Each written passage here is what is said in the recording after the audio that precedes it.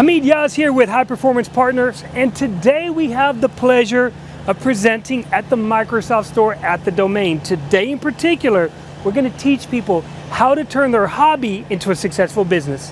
Let's go inside.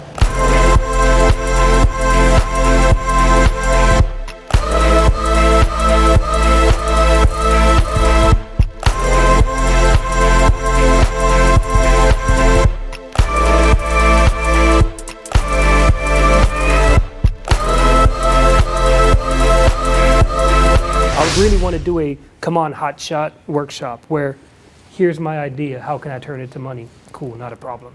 So that's what I love to do, and that's what I do for businesses and individuals around town. So before we get started, I always like to start with this right here.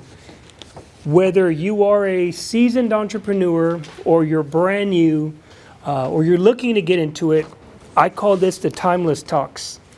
And this isn't just something that I put together. These are like nuggets that I took from years of my own, I guess you can say, trials and tribulations, but also people that I come in contact with and they give me information. I'm like, you know what, that's pretty freaking good. I like that one. So I'm going to read them off to you, but I definitely want you to hold on to this, because whether you stay as a business owner or expand your wings as an entrepreneur, because by the way, there are two different things in my book.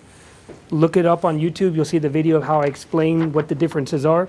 I want to go over these. Number one, if you can't control your emotions, you can't control your money. Okay?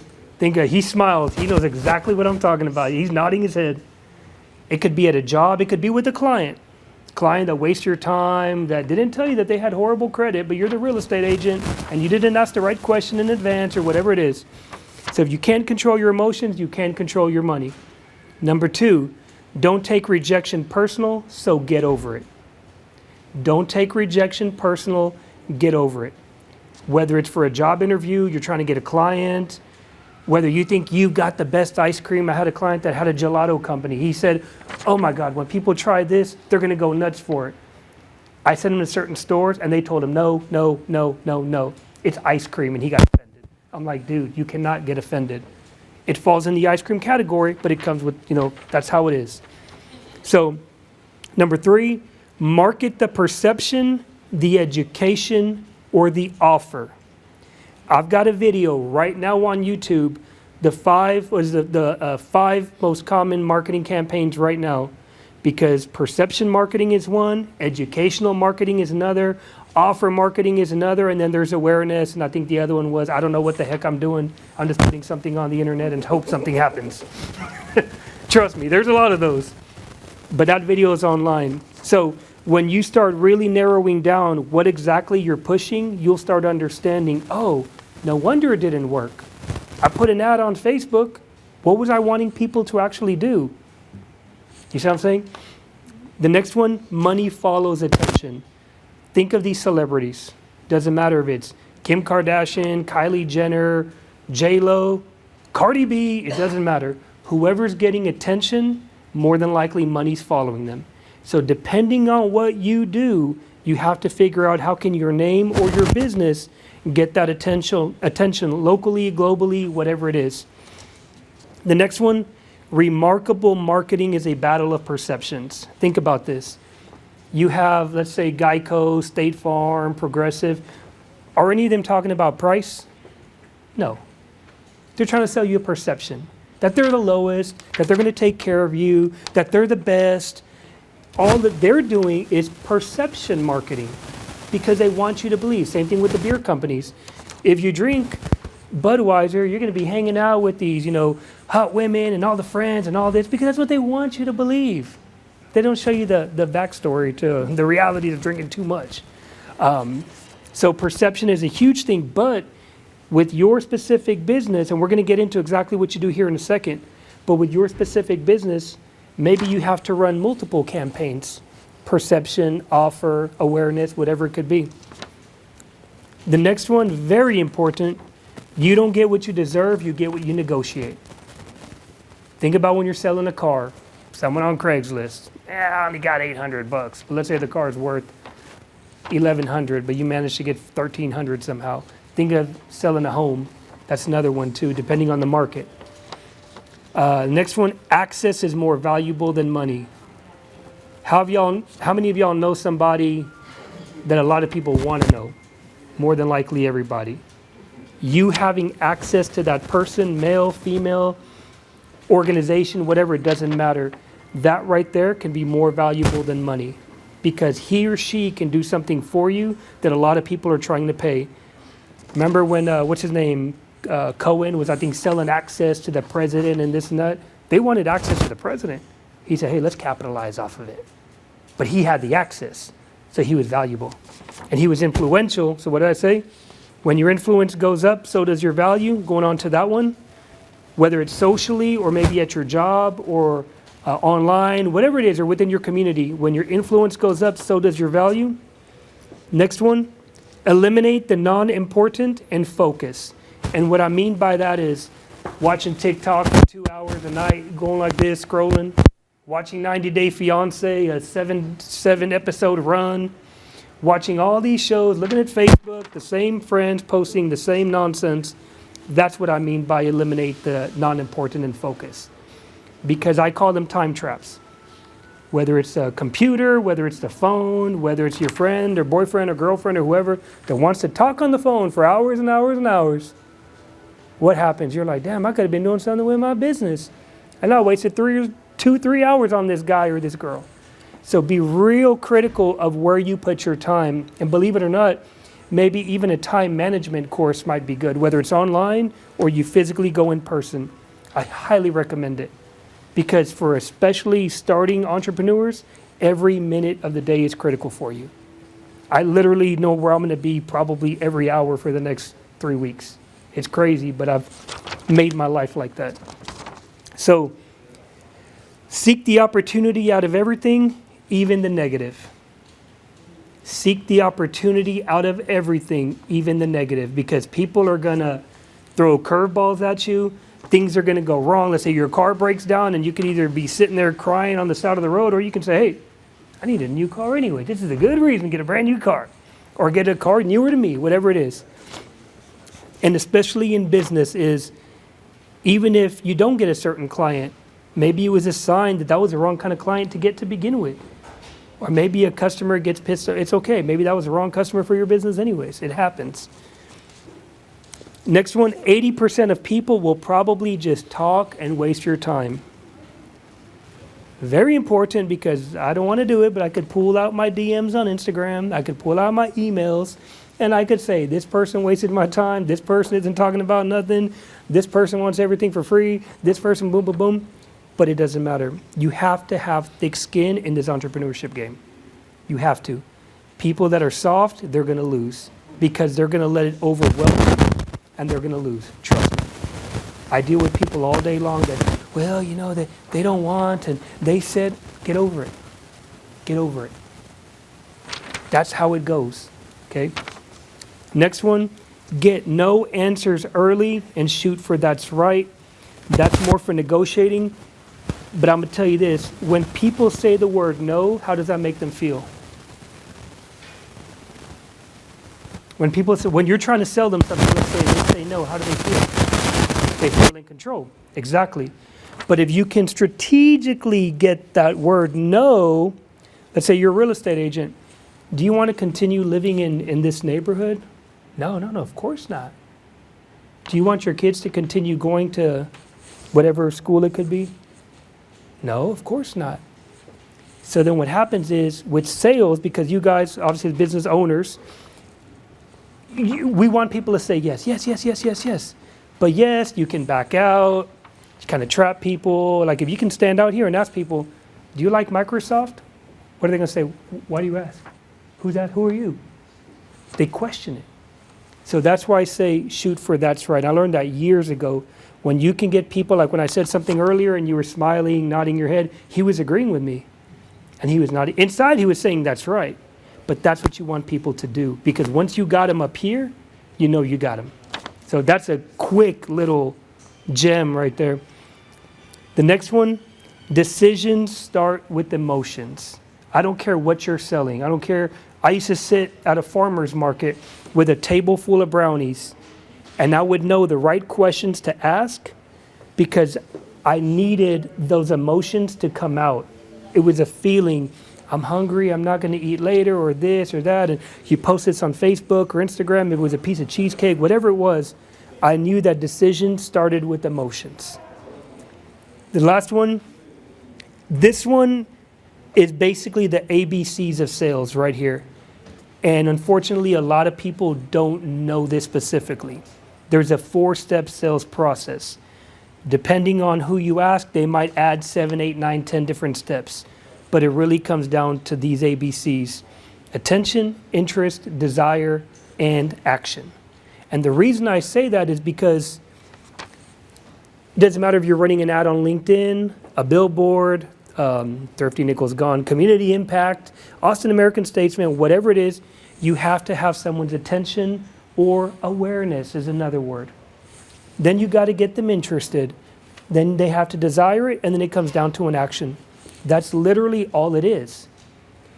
The problem is too many people try to get the action before they get everything else. And believe it or not, this stuff right here, the action, interest, desire, and action, it can literally happen in 10 seconds.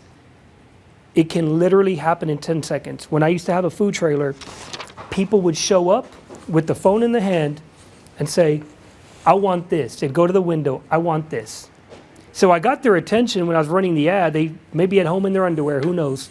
Hey babe, let's go get this piece of cheesecake with the churro and dulce de leche and all this and that. So I got their attention, they got interested, and they got their attention, interested, they wanted it, and what was it? The action was when they showed up. And they didn't even ask the price. I want this. Cool. $5.75, whatever it was at the time. Oh, you want the extra whatever? Okay, that's 50 cents more. They don't care because I got them at home. So depending on what you guys got going on, that's literally all it comes down to. But once again, when you're running a marketing campaign, you got to ask yourself, what is my true intent with what I'm going to put out there? I see people all day long running ads on Instagram and Facebook. And I'm like, okay, what do you want me to do? I'm dead serious. I saw an ad, I might have even taken a screenshot. It was a girl with her boyfriend like this.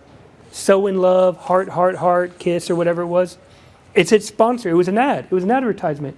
So, well, let me see what this girl does. I clicked on it, public figure. Okay, cool. You've got 400 followers on Instagram. What's your business? I'm looking and looking. There is no business. So I'm thinking to myself, you're paying money for people to see you with this guy. Who's the guy? Like, is he a celebrity? Like, he wasn't. They look like a regular couple. But I was blown away, and I'm like, what do you want people to do with this? Like, I saw it, now what? It creates awareness, but does it get someone's interest? You've got the technician, the manager, and the entrepreneur, those three. And you will be surprised how many people are really good technicians, but they have no clue on managing and entrepreneurship. Or there are some people that are really good managers, but they're trying to be the it goes like this. My mother has a client right now, makes over $100,000 owning a restaurant here in Austin, okay? Guess where you can catch her at noon every day? Flipping the fajitas in the back. Because she does it better than anybody else. And I'm like, you're the highest paid worker you have. You know? She has gone from the manager role to the entrepreneur role to the technician role, and then total confusion. And that's something you have to be real careful with. But in the beginning, though, you might have to play every role. When I met Bobby Johnson, co-founder, well, actually the founder of BET, he said when BET first started, I was holding the camera, I was answering the phone, I was jumping in front of this, I was doing this. He played 10 different roles because they had no money. They only started with, I think he said $500,000 was the total. $350 was a loan or a investment, and the other $150 was one or the other. So ask yourself, who am I to begin with? And then on top of that, are you a family man that has 5 kids running around and you got to be there for the kids and you don't really have time for the business? Are you in a clingy relationship where you got so-and-so that won't leave you alone, that wants to talk on the phone for 2-3 hours a night? Are you someone that's soft, that's not ready for rejection? All of these things play certain factors, and if you got to write it down on a sheet of paper with your boyfriend, girlfriend, husband, wife, family members, just say, do you think I'm cut out for this? Not only you could run a business. Oh, why not? Write that down. The thing we hate to hear is when people tell us, I don't say we suck, but that we're not cut out for something. But sometimes we need to hear it, that way we can grow. They say, well, you get mad too fast. Well, mad at what? Mad when somebody tells you no. Oh, okay. Put that on my to work on list or whatever it could be. And by the way, if you have questions, jump in. But more specific questions that have longer answers, we can wait till the end, because I want to at least get through this overview, because this is a shorter class and we started like about 10 minutes late anyways. So the next one is reasons, excuses, pros and cons. I highly recommend this for everybody. Get a sheet of paper, just like I mentioned earlier. Write down, why do I want to start a business anyways? It could be woodworking. Maybe you work for the state, I don't know. And you say, let's do this, a woodworking business on the side. Okay, cool, babe, why do we want to do it? We have nothing else to do. Well, no, why do we really want to do it? Well, we're really passionate for this, we're really good at this, let's turn it into some real money, because we've been doing it, quote unquote, for free for years. Let's make some money off of it. We know what we're doing, we get off work at 3 p.m. or whatever it is. We can do this, we can go to the farmers markets, we can sell online, everyone's making money. Let's jump in on that. Write down the pros and the cons of doing the woodworking business, or being the influencer as well. Because nowadays, everybody's a freaking influencer, just like everyone's a freaking consultant. Everyone is this, everyone is that. But you have to, once again, ask yourself, what do I have going for me and what do I have going against me? But don't let the what's going against you be what stops you. Because we all have something going against us. I know people that want to get into something and they say, well, I don't speak Spanish. You can learn, or you can hire somebody. Well, I don't speak English. You're telling me there's not people that are successful that don't speak English? Come on. People make excuses to justify why they don't do something. It's up to you to decide whether you're going to let yourself hold yourself back. The reason I put this one in is because, let's go back to the guy of the video game company. Check this out. And by the way, it was a division VP, so I don't want you to think it was like the top VP. It was just, I won't say his name, but here's the reality. The son worked at a video game company, okay? His buddy worked at a video game company also, okay? Cool. This son was putting in $50,000. The son was putting 50. The friend was only putting 20,000. This one was hooking up with this girl from the office. She was putting in nothing, okay? The dad was putting in 350. Okay, so we got roughly like over 400 grand going to be into this company, right? I said, okay, well, because they wanted to talk about percentages. I said, before we even talk about percentages, what's y'all's plan? Oh, well, we want to split it 4 ways. I go, okay, well, think about this. You're putting in 350, he's putting in 50, she has no equity into it. So then I started breaking it down into more detail. How long does a project take to launch or to actually create? Oh, it could take 6 months to a year. I said, okay, think about this. So for 6 months or a year, nobody's getting paid, right? Yes, okay. Is that his girlfriend, or he's just kind of like hanging out with her? Hey, I think my son's just kind of hanging out with her. I'm like, oh shoot, even worse, right? They're not even married, first of all. So you have a girl that's just kind of hanging out with this guy over here, putting in nothing, and wants 25% of the company. So basically the numbers were all jacked up. I was like, let me ask you another question. Is there a clause? Because you have high-tech background, engineering? I'm sure you've dealt with this before. A video game company that they already work for, more than likely is not going to let them do their own video game company on the side. And I asked him, he goes, yeah, that's the thing. He's going to have to leave his company. I go, is there so many variables that go into that? So, yes, the dad was the main funder, or going to be the main funder. But when you have this upside down structure to begin with, and everybody wants an equal percentage, and they're not going to even get paid, if it even makes money, for at least a year. And then everyone's going to lose their job anyways, because they're going to have no job and no money. So that's what I'm saying, like when you're looking at partners, investors, even the funding, are you able to even do that to begin with? And then let's say husband, wife, you said, okay. I don't want to question y'all's relationship or whatever, but some people are just dating. and they say, hey, let's start this business together. You put in 10 grand, I put in 10 grand. And they've been dating for like 4 months. She's very entrepreneurial. That's why it's going to work. I'm like, you think it's going to work? And that could cause a lot of infighting and such and so on.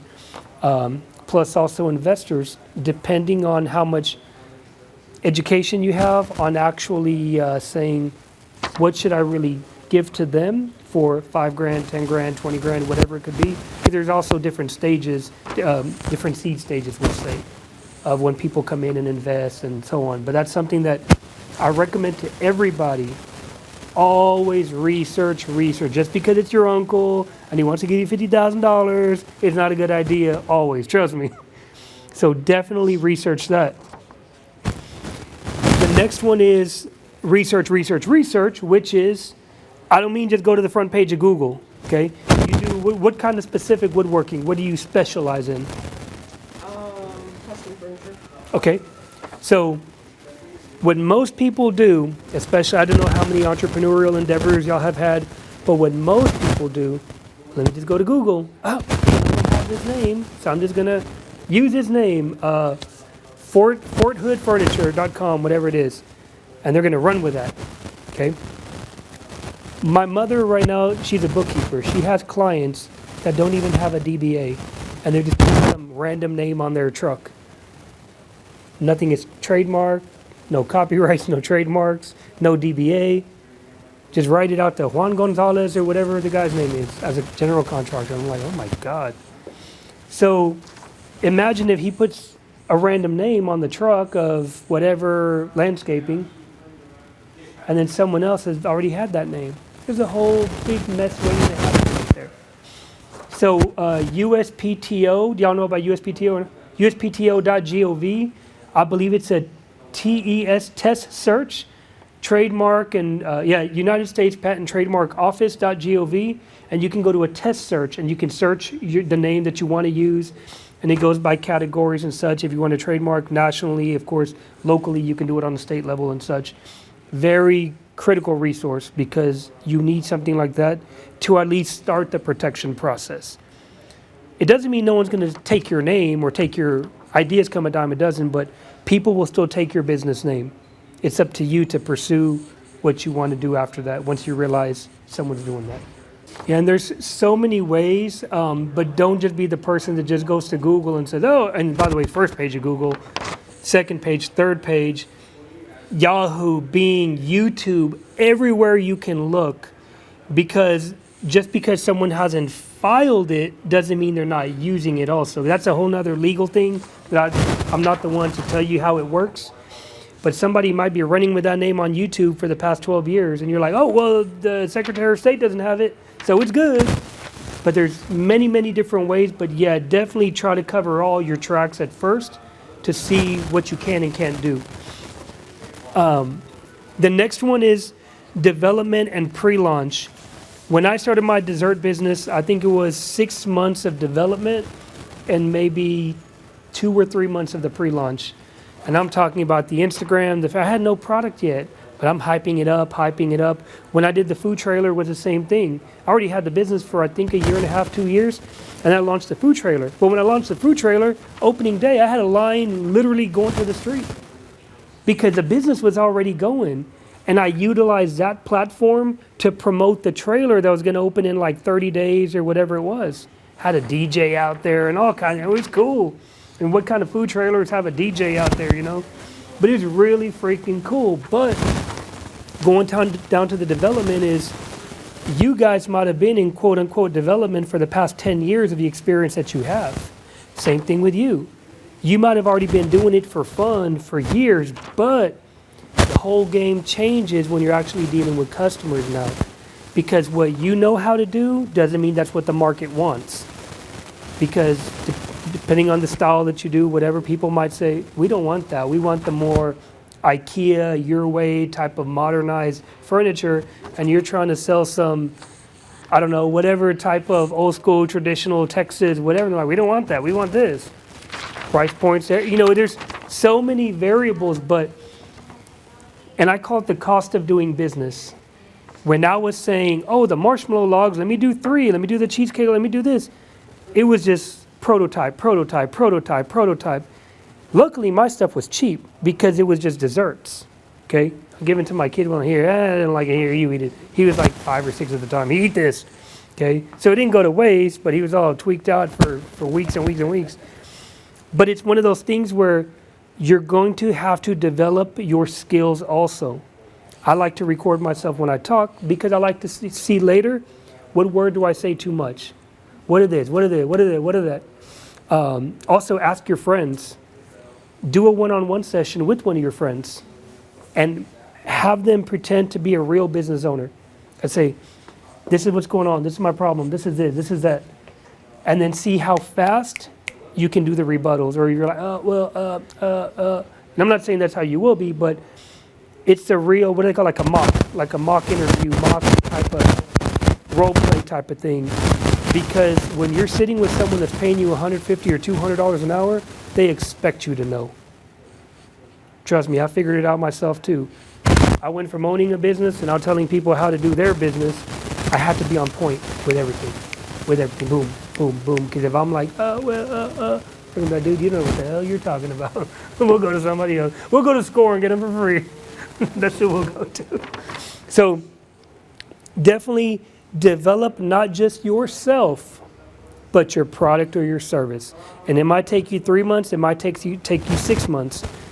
But when you launch, you're still going to be developing as you go. Even her as a CPA, she's gotten better over the years. Whether you went to school for marketing, okay, and you got your degree in 2001, that's great.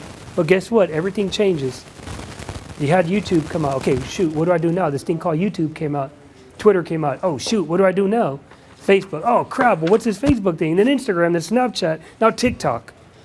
I was at the City of Austin event just the other day, and UTSA, the Economic Development Corporation of San Antonio, is doing a class on TikTok called TikTok 101, the hottest new social media app.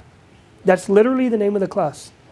But I'm so glad they're doing it because here in Austin, most people are worried about Instagram. You're 8 years old, 9 years old. Get on the new wave. Teach TikTok. It has, I think, a billion now? I believe they hit 1 billion users worldwide. I'm dead serious. And I've been telling people since last year publicly about TikTok. Now, I'm not the one to train people on TikTok, but I'm just saying, if there's 1 billion users, you better hop on it. Yes, ma'am. Is that a good marketing? Oh, yeah, there's everything on. There's lawyers, there's woodworkers, there's everything you can think of is on TikTok. And everything is so searchable because it's by hashtag. Okay. You can literally just type up, I don't know, lawyer. There's a guy named The Lawyer on there. Fancy office, and he's in his nice suit, and he's dancing around. He's got everyone in the office doing this and that. But you look him up, and he's like a social media star. And you'll be surprised at how many people say, I want that. Dr. Miami. Have you heard of him? Miami, he's obviously from Miami. Plastic surgeon. He started doing videos on Instagram some years back. Got really popular. People are flying across the country to go to Miami just so Dr. Miami will do their plastic surgery. These are girls that are 23, 24 years old that are on Instagram. They're so fun. They have so much fun in that office. I want to go to Dr. Miami. It works. Is that not a little frightening? What's that? It's a little frightening, actually. Oh, well, I mean, yeah, I mean, you don't want to be the guy. There was a dentist a couple months ago on a hoverboard in Alaska. Did y'all see that one?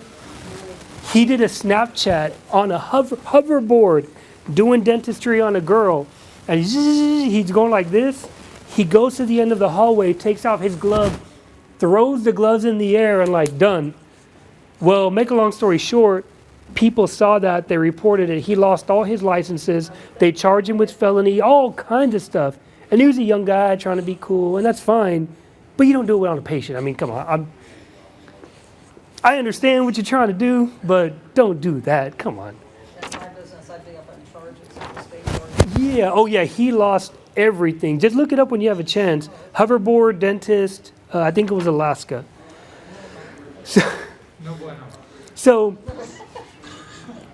But those are the type of things though, like those viral videos or that type of content is stuff that you can utilize for launching your business.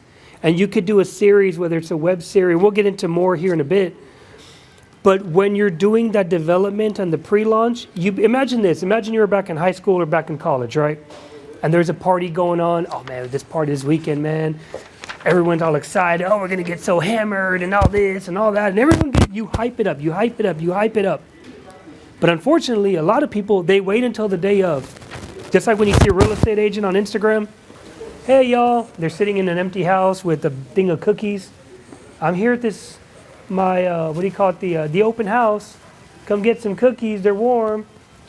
It's like, dude, you're only there for 2 hours, and by the time I saw you, you're already gone.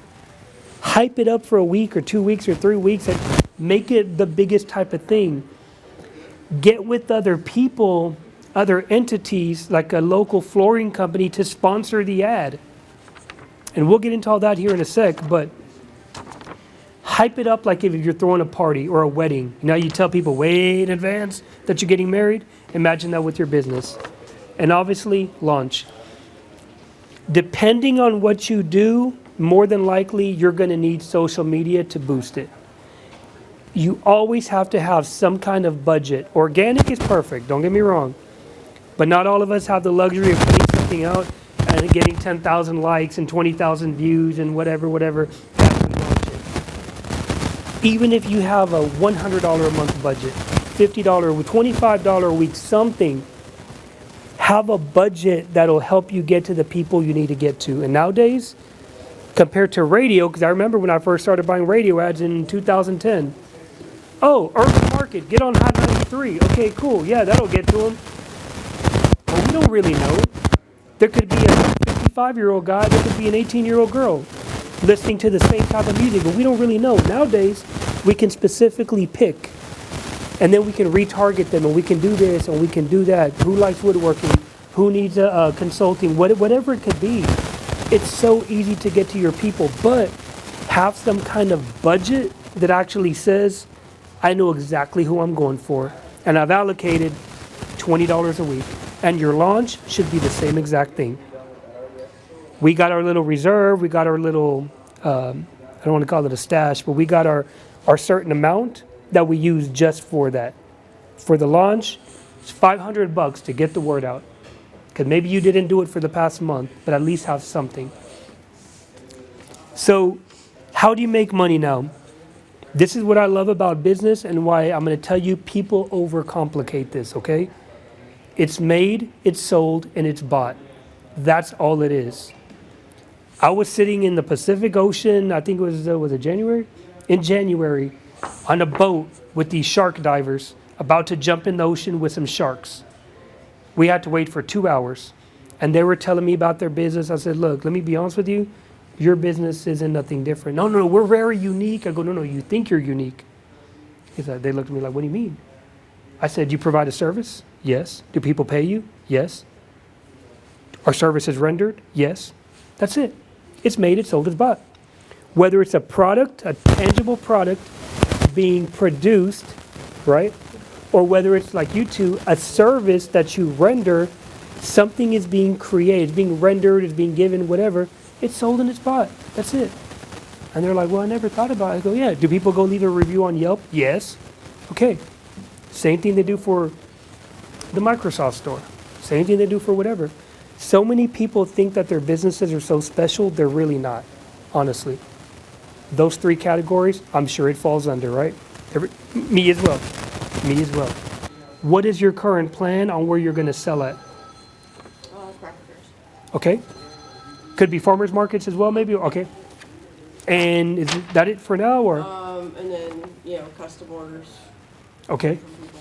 So this is what I call the revenue pillars. And this is why if you read the my bio, you'll understand why I actually started a business.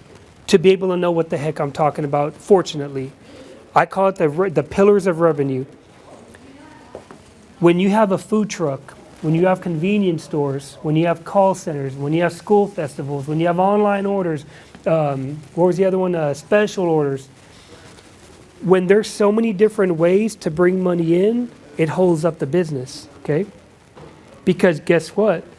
It's going to be 30 degrees or 25 degrees, and it's going to be raining. People aren't going to come to a food truck.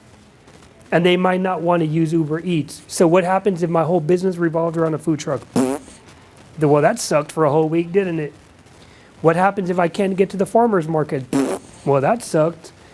So what happens is you have to say, that's a great plan to start, but really map out how many different more ways can we bring in money? Are there local stores? Whether it starts off as consignment. I used to do that with desserts. I'd go to a convenience store and I'd tell them like this, hey, I'm gonna give you your first order for free. And they look at me like, what? Hey, look, it's local, it's this, it's that. You know, the way I would negotiate was basically, I called the freemium model. I'm gonna give you everything free. You don't pay me, you keep all the money. So when do you get paid? I said, when you order again. So to me, I'm only giving away $15, maybe $20 worth of product, because cost, maybe $20 worth of product, but it was getting me placement in that convenience store. And then I use that to take the picture, get the video, and go to the next guy. Say, oh, you know, Bread Basket on Brody Lane and Davis, they're carrying my oh, well, yeah, and the pictures and this, and yeah, we do school events, and this. I'll tell you what, you get it in the door, I'll promote it, I'll spend 30, 40, $50, I'll advertise in the neighborhood within a 2-mile vicinity. Really? Yeah, don't even pay me, I'll do it. It's a convenience store giving me the okay to sell my product. You're sure right, I'm gonna promote that like crazy. And that's how the sales came, and the sales came, and the sales came. That's all it is. So that's one way, but I highly recommend, what I used to do originally when I first started was sitting at a farmer's market. Because I had to learn how to make, well, I kind of knew, but I had to real world experience.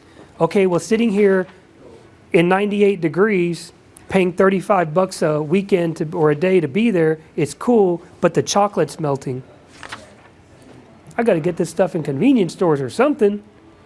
The trailer didn't come until like a year and a half or 2 years later, but it's trial and error. Let me tell you what I did with the rim shop. This was 2009, 2010, okay? I wasn't a marketing guy at the time. I was young, I was doing my own thing with clubs and promotions and this and that, but I was a video guy for years. So I heard something on the radio for this rim shop, and I was like, they're spending money. This is my mentality at the time, which it still actually works, believe it or not. Open up, do you get community impact? What is that? It's like a community kind of newspaper, newsletter type of thing. Okay, what part of town do you live in? Down the street. Okay, maybe you get it, but yeah. Eventually you'll probably see. I'm sure every neighbor. I'm thinking you'll eventually get it. But either way, this is what I recommend to you. Go to the grocery store. Okay, look at where all those free newspapers are. Could be a Spanish one, could be Community Impact, whatever it is. Maybe even Austin American Statesman, or look on Instagram too, wherever. Look at who is spending money. I walked into a rim shop 10 years ago because I heard their advertisement on the radio. And rims and things on a car. Yeah, the rim, Oh, okay. yeah. Because they were selling rims, I'm sorry. But I knew they were spending money. At the time, I had a local show. And I was like, what did I do a local show? Yeah, let me pitch that to them. I pitched the idea of me coming into their shop and doing a whole episode on their shop. But because it was local TV, I had to be careful with commercialism clauses and blah, blah, blah. So what I did was I made it an educational episode. We're going to get this rim, and then this rim, and then this rim, and we're going to talk about why is this one designed like, why are racing rims so light? Why are this? So what happened is I made it one big, huge freaking advertisement, okay? They paid me, I think the first one was like $700. It ran like 10 times on TV, 30 minutes with no commercials. They're like, oh, that worked. Then I got a little clip and I put it on YouTube. Then they started getting orders from all over the country. Then they brought me on full-time as their marketing guy. I was like, oh, okay, yeah. Remember, I wasn't planning for all of that, but I had to prepare quickly. Because one thing I learned about luck, I call it when preparation meets opportunity. Because a lot of people get lucky, whether it could be a job, whether it could be with a client. Let's say you're in front of you as well, you have a real high dollar client right in front of you. Cool, but guess what? If you're not prepared to take on that client, the opportunity is going to slip right through your fingers because you didn't do your homework. God or whatever you believe in, put him or her right in front of you. It's up to you to drop the ball or not. That's what I call luck. Hello, hello. Glad you could join us. So we'll get into the more money making here in a bit, but let me go through these. So social media marketing and sales. The type of businesses y'all specifically do, one thing that I learned is about bringing people to you, okay?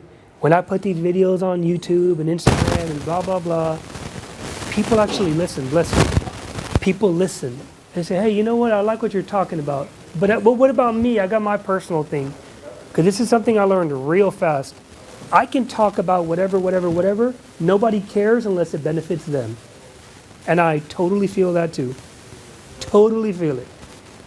It's a self-serving world where what do they call that? What's in it for me? WIFM.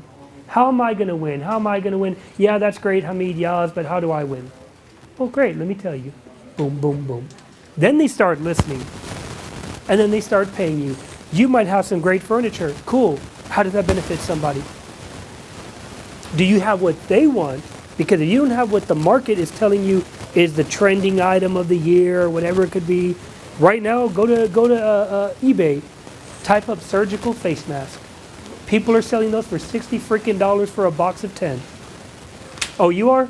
No, no. Oh, okay. I saw there was a, I thought she raised her hand like, yeah, I am too. no, I was just reading an email, or a news article, $356 on Amazon for one bottle of Purell. Oh, I believe it.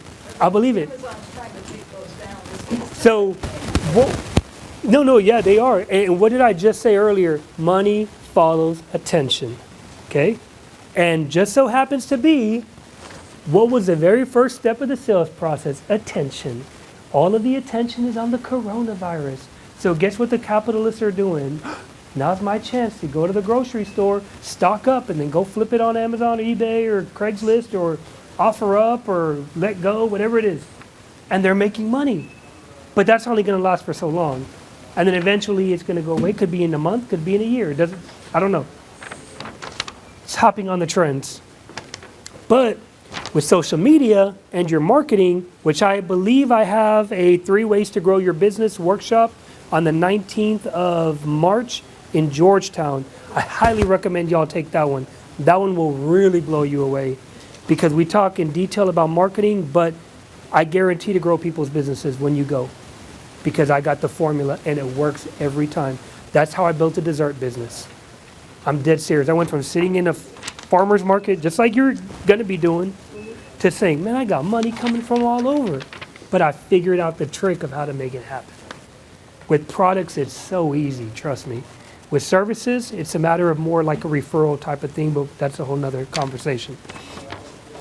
But utilize the Instagram, the TikTok, the Facebook, the Twitter, the anything you can get your hands on to put your name, your brand out there, utilize it. Because right now, there's a lot of people saying, TikTok is so stupid.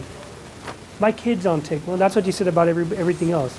Remember when you said Instagram was stupid? Well, now you're on it. Remember Facebook? Remember Twitter? Remember Snapchat? You know? Really old, what's this? Yahoo chat rooms? Oh, yeah. Yeah, so definitely utilize it.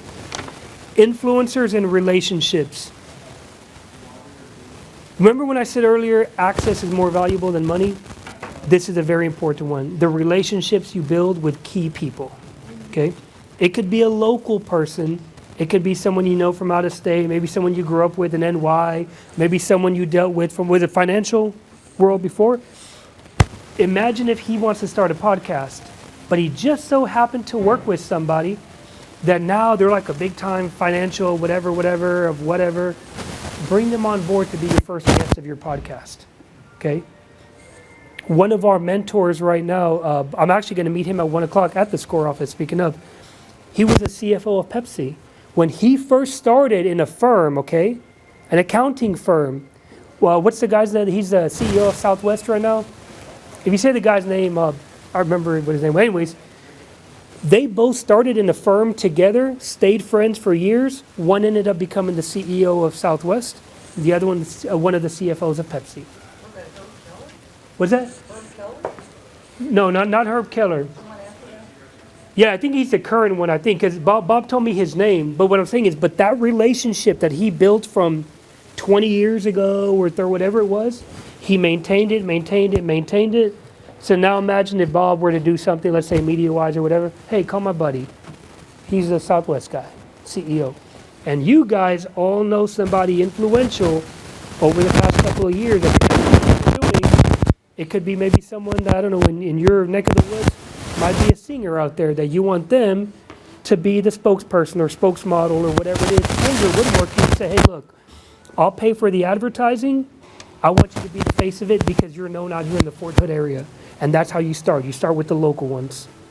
She understands this world a lot because she's into influencing and all this and that. But it's definitely relationships. And the cool thing is nowadays, everybody's a freaking influencer, right? But nobody really knows how much to actually charge, which is great because you guys can take advantage.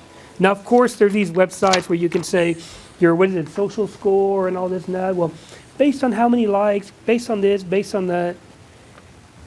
Once again, you don't get what you deserve, you get what you negotiate. Because if someone feels they're worth $300 for a Facebook post, but you explain to them why they're not worth $300 or whatever it could be, there you go. Negotiation, highly recommend doing that. Build the brand, supply the demand. When I was building my dessert brand, now it's personal brand, but I was building my dessert brand, it was all about creating this, the brand image was an urban vibe. We had B-Boy Sunday, had DJ at the food truck, made it really cool. I put like funny memes and more like an urban vibe memes. And I started realizing that the parents were, oh man, that's so cool, man, that's dope. And they bring their kids and all this and that. And coming to the trailer, they felt it was the coolest thing in the world. They would literally have their phone like this, walking up to the window to get a freaking pecan pie that I bought from Walmart for 50 cents and put ice cream on it. I got that video on YouTube also, by the way. I was literally going to Walmart, buy, you know those pies they got in the bakery for 50 cents? This is a good one for y'all. A 50-cent pecan pie. All I was doing was putting chocolate on top with the marshmallow in the middle, putting it in a clear container, and then selling it to restaurants right behind the Walmart. I promise you, I am not lying. The video's on YouTube right now. Hamid Yaz, look it up. And then I'll do it at the trailer. And so it was $1.90 wholesale, and at the trailer was a $3.75. You want ice cream was like 75 cents more, so $4.50. And it was a freaking Walmart pie, and I'm thinking to myself, oh my God, it's so easy to make money in this country. Why are people taking advantage of this? Now, I'm not saying go do that and try to put it in grocery stores, because that's obviously it's different. But when I contacted the the manufacturer, each pie was going to cost me $1.20. They would sell me the pies because they were just white labeled pies. Tabletop Pies is a brand. But they were talking about $1.25. I was like, $1.25, you're nuts. I'll go to Walmart, get it for 50 cents. I would literally take it out of the Walmart packaging and put it in a clear container that I pay 10 cents for. That's it. And put a white label that says pecan pie on. That's it. And go sell to convenience stores also. Business is marketing. Who is it? Drucker, Peter Drucker, whatever his name is, said business is marketing and innovation. When you can get a pie, put chocolate and drop a little mini marshmallow in the middle, there's the innovation right there. And you market the hell out of it. That's it. I'm not a genius. I'm just gotten really good at this stuff. You know what I'm saying? So you guys could do something also depending on your service or your product. What do you do, by the way, ma'am? I'm sorry. I'm a pastry chef. Pastry chef. Perfect. So how long have you been doing it for? Oh my goodness. Knee-high to a tadpole. But now I'm working on moving my hobby into a going concern. Okay. Perfect. So I used to love to bake, be in the kitchen, cook, XYZ. To me, it was all about creating crazy stuff, especially at the trailer. You can create more crazy stuff. When you have your product at convenience stores and such, it was more like staple items, as I call it, the brownie. But the brownie, I was going to Restaurant Depot and getting, was it 24 for like 18 bucks? Literally, and sometimes I would be, and this is how I want y'all to think, because welcome to capitalism where we all want to make money. I would literally get it out of one container, one sheet, one tray, and put it into a container, a plastic tub. That's it. Pastry chef is going to hate that because she's like, well, it wasn't your idea. It wasn't your special. And I'm like, well, wait a second. I never said it was, though. I just started a business to prove that I could build a brand. People didn't care if it was homemade or not. They just wanted the brand.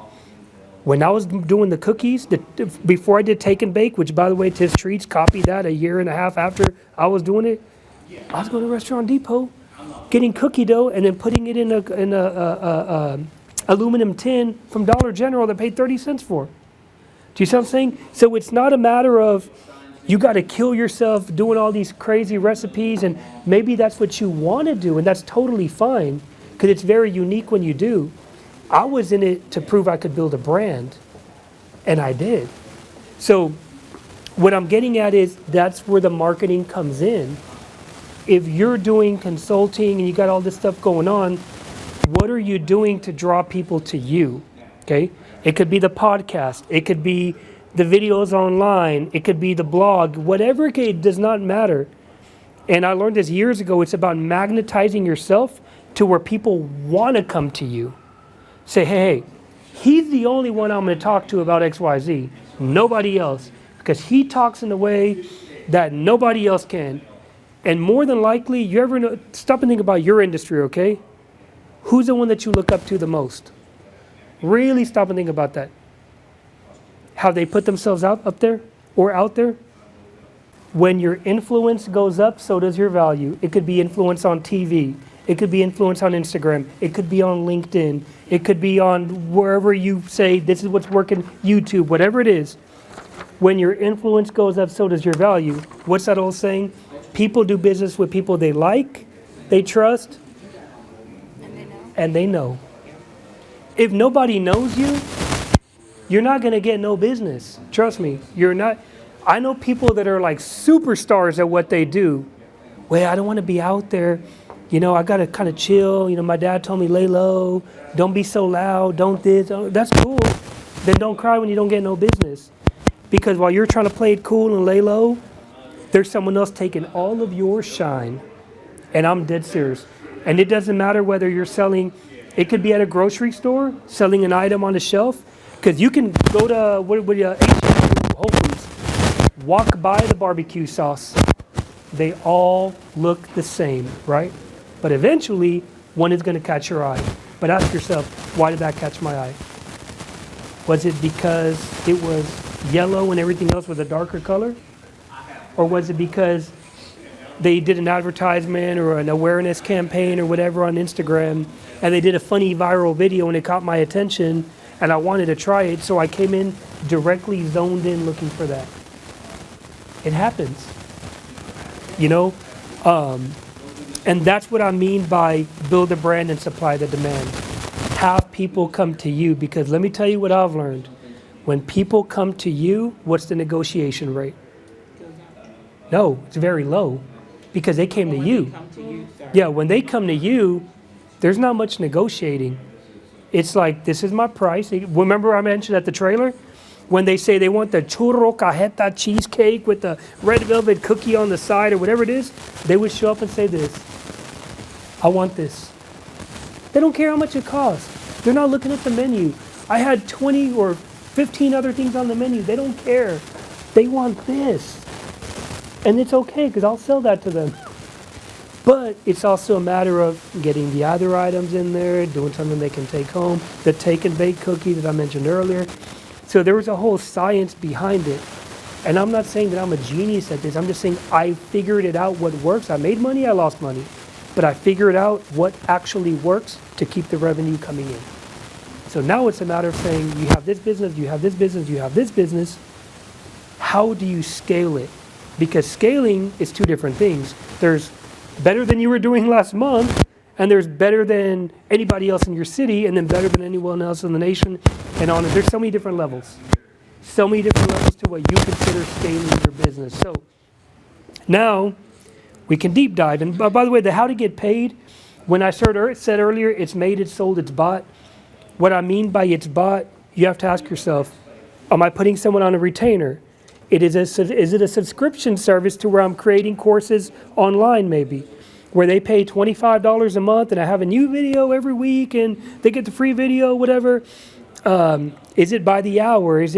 How exactly is the money being transacted? That's all it is. How is the money going into your account? So that's for you to decide, and depending on your product or service, you might change it up. You might go to a farmer's market and say cash only because you don't want to report nothing, but then you're like, wait a second, all these people have credit cards. I need a Square. I dealt with it too, trust me. I saw all these people didn't want to take credit. I'm like, why don't you want to take credit cards? Oh, we don't want to pay taxes. I'm like, well, you're not really serious about having a business then. If you're just trying to fly under the radar, that's cool, but you need to actually like be legit, because when it comes time to want to sell your business, if that's what your plan might be, you need a paper trail. I know some of these guys that are club owners.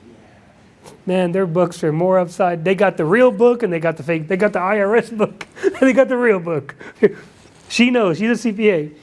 But yeah, that is stuff that people deal with where it's like, well, how much did you make last year? Depends, who's asking? And the last thing before we get into something else is the structure of your business. Whether you're a solopreneur, whether you have a partnership, I'm not going to be the legal expert to tell you how to structure a business, but there's so many corporation, LLC, you can even just get a simple DBA just to start with. One thing with you, because you're dealing with food, a huge thing is the permit. I was dealing with these people all day long. The permit. They try to say the food trailer was a warehouse. The city, the state, Oh, I know. Trust me. I know. And the commercial kitchen, and then they want to come and inspect the commercial kitchen, and on. Trust me, I feel your pain, is all I can say. But don't let that stop you from trying to make money.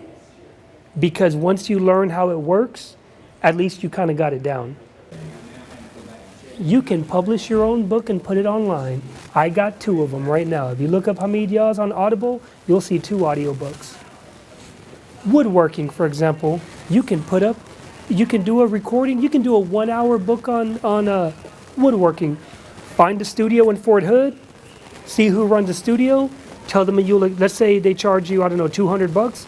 Let's say you'll exchange something, which might cost you 50% or whatever it could be, I don't know, to do the actual recording, get that, put it up on Audible, have your website on the actual cover. Because when people are skimming through Audible, there's obviously the cover they see. You can have your website, your name, your business name, whatever, boom. How to get into the woodworking business. Doesn't mean that you're a master at the woodworking business.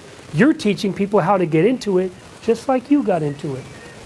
Consulting, that type of thing.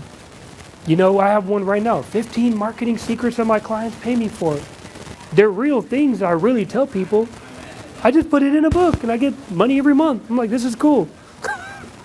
Imagine being a pastry chef. Life as a pastry chef. I'm glad. That's what I want to hear, because when you attach your name to that and people start Googling or looking up your website, not only do you have an extra source of income or an extra item to sell, but when they look you up, your credibility just went up big time. When you've actually got an audiobook or, because you got to type it out, you can put it on Kindle and such, an actual book of being a pastry chef. Because guess what? You are now inspiring a bunch of people by doing that. Because people say, oh, wow, I want to know what it's like, the life of a pastry chef, and they go download your book. You see what I'm saying? Same thing for you. However you want to, because you cover a couple of different things, just depends. Let's say you're genius at the influencer lifestyle. Put that in a book. And then you can sell people the book. That's it. Or go to the skate park and you see kids. I had a friend who was a skater, and he was complaining about his job. I go, dude, why don't you just show people how to skate? He goes, huh? Show people how to skate. He goes, what do you mean? I go, you go to the skate park, you look at kids, more than likely the parents are there kind of waiting, kid, doing this thing for an hour. You go to them all, hey, that's your son, da, da, da. You talk to them. You are really good skater. You teach them how to skate. It's like tutoring. Remember earlier, it's made, it sold, it bought. You're providing a service, which is teaching someone how to skate. So now the kid gets better much faster because he knows what the heck he's actually doing now. And you come in as a private tutor, you go to their home, be out there in the driveway, make sure they have knee pads and helmet and all that, and that's it. But with you two in particular, it's all about creating yourself as the star. I have a guy right now, one of my clients, he's he was a software engineer. He wants to be a full-time magician. Cool, 20 years software developer, engineer, whatever. I get them confused, I'm sorry. You're in the tech world, so. And I told him, I said, stop putting other magician stuff on your website. You are the star now. Screw this guy and this girl, who cares? You are the star. You need people to look at you, not at anybody else. Because they're hiring you, not freaking David Copperfield. Or not who your inspirations are and you got videos dedicated to them. I understand, let's say she likes Martha Stewart. The website's about you, not about Martha Stewart. Yeah, no, but just as an analogy. But some people want to cling their name. Now it's different if you're like actually doing something with David Copperfield or Chris Angel or David Blaine, whoever it is, that's understandable, or Gordon Ramsay, whoever it could be. But if you're not, push them away. You're the star of the show. And a lot of times, depending on not just how you grew up, but how you are as a person, a lot of people don't want to be, like I said earlier, people don't want to be loud. Oh, I got to be low key. I'm not like that to put myself out there. Well, then don't complain when people don't give you no money. Because they're paying the people that are out there. The people that are known. It's the same thing when you see these people with these Louis Vuitton bags and all that. What is it? They're selling a perception. That's all it is. FYI, all of your original plans are most likely going to change. I'm sure y'all have kind of figured that out on yourself. That's why when people show me a business plan and they're talking 5 years out, I'm like, look, dude, let me tell you the reality. In 3 months, it's going to totally change. Don't give me projections. Just tell me, at this point of your life, what are your current plans? And this is my thing. All it is a gap. This is what I want to do. This is where I'm at. What does it get filled with? That's all it is. Now, that could mean different things for different people. And that goes down to writing down on a piece of paper, because it's better when you write it down, by the way. Don't just think it in your head. Write down on a piece of paper. I want to have my furniture sold in Ashley Home Goods or IKEA or wherever it could be, or online or whatever. Okay, cool. This is a plan. What are the steps to actually get there? Now it goes down to number one is your drive. And I know you weren't here, but we mentioned earlier, are you wasting time on Facebook, Instagram, TikTok, 90 Day Fiance, and all these shows? Because your business isn't going to go really further when you're wasting time with all that stuff, okay? So saying, this is my idea, what needs to get done to make it all happen? It depends on how big you want to go. Some people, right now, with her specific point in life, she might say, I just want to do farmers markets, that's it. Because I don't know her full scope of the outlook of the business. Farmers markets, cool. Craft shows, cool. But then once they start getting a feel for that, they say, wait a second, some more opportunities opened up. And then they started coming over here. And like I said earlier, you pivot and you learn, shoot, the demand. I had no intention of selling pecan pies from freaking Walmart. But people were asking me, what else you got? And I was like, huh? They're like, what else you got? What do you mean? Well, do you have like pies? I'm like, well, what kind? Pecan pies? I was walking through a Walmart. Well, shoot, there's some pecan pies. I can't resell these. And I called the company and did all that. It's too high. I'm shut up. They used to ask me, so what do you do with all these pies? I said, oh, we do catering. Cater to the public, right? But that was my thing. So it comes down to what is your goal, first of all? Your short term and your long term. That's really what it comes down to. And I know there's probably much more that I can tell you, but that's the basis of everything. Because if she wants to get into private labeling for, let's say there's a home builder, for example. I don't know who you have out there. Let's say the home builder does something and you really want to get them to sell some of your pieces, which I don't know if you've already had those conversations or... No, not yet. Well, think about it. So you link up with the home builder, okay? So now the home builder, people are already spending $200,000 or $300,000 on a brand new house or more, depending on where it is.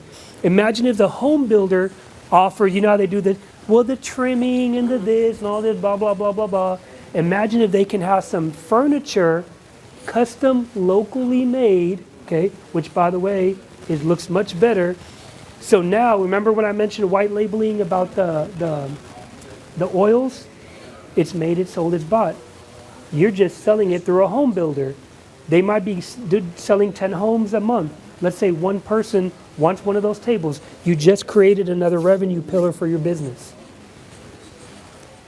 That's all it is. I mean, I know we don't have much time right now, but there's so many ways to find out specifically your plan of action, but it comes down to what is your current want and what do you really want in the end, because those two things could be totally different. It's like, imagine holding two magnets. Sometimes they go together immediately, but sometimes they push each other apart depending on what is the poles or whatever, the positive, negative, whatever. It doesn't happen. So you have to find a way to turn it and make it connect. Even right now with all of this COVID-19 stuff going on, that's actually, real, and it's not a good thing, but the reality is, look at the industries that instantly got affected within weeks. Airline, down. Hotels, conferences. They thought they had it. Oh yeah, we're making all this money, blah, blah, blah. I don't want to say one little thing, but one event that happened worldwide has made a lot of people lose a lot of money, but it also has helped a lot of people make a lot of money. The face mask people and the surgical this and the Purell people and all this and that. So The online world is a lot better. yeah, so exactly. Yeah, the agents. So stop and think about something like that, to where, I don't want to say is your business recession proof, but what are the factors that could stop your business from continuing? Are you something you can sell online? Yes. Do you have to be in a brick and mortar? No. So you're able to hit from two different places, which is cool. Just depending on yours. I mean, you could do consulting. I talk with people on the phone that live in Houston every week. They don't want to drive to Austin. I'm not letting distance be a deal breaker. Oh, I'm like, yeah, I charge X amount. Shoot, you live in Houston, get on the phone. Cool. They don't get the in-person, but we're on the phone. Something y'all two could do as well. Do phone calls. But you can promote yourself in Houston or Dallas or wherever else you need to.